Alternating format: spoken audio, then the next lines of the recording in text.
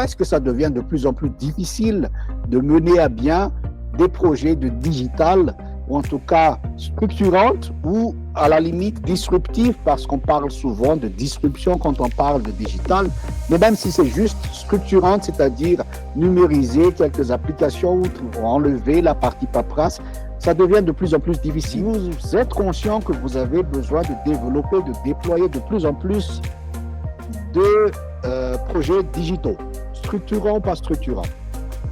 De l'autre côté, vous avez un gros problème de ressources parce que soit elles ne sont pas suffisantes, soit elles ne sont pas forcément à jour, soit il y a un turnover assez important, ce qui fait que vos projets ont du mal à avancer assez rapidement. Il y a une tendance au niveau de la direction informatique à déclasser certains projets parce qu'il faut prioriser. On a des ressources limitées, on a des priorités sur les projets, donc au final, il faut prioriser. Donc, on ne peut pas tout mettre en place et c'est dommage parce qu'au final, le digital, comme je l'ai dit tout à l'heure, c'est un avantage comparatif.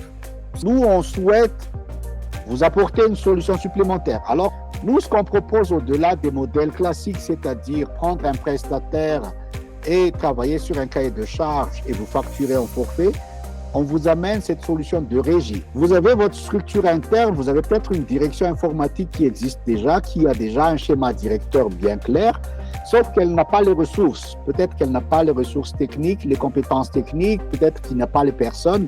Donc, ce que nous, on fait, par exemple, à travers cette solution de régie, c'est de se dire, OK, vous avez besoin de compétences en Java ou peut-être que vous avez besoin d'une ressource en pilotage de projet, un Scrum Master. Nous, on vous met à disposition ces compétences-là pour mener à bien le projet. Donc, la personne va travailler chez vous, sous votre direction, mais nous, on s'engage sur la partie expertise technique de la personne parce que cette personne a déjà travaillé sur différents projets. Donc, vous allez bénéficier de l'expertise technique de la personne d'une part, mais sans les contraintes administratives. Pourquoi E-Tech? Nous sommes partenaires de Odoo, de Salesforce et d'autres gros éditeurs de solutions, ce qui nous permet justement d'exposer nos ressources à différentes technologies, à différents types de projets pour pouvoir arriver là-dessus.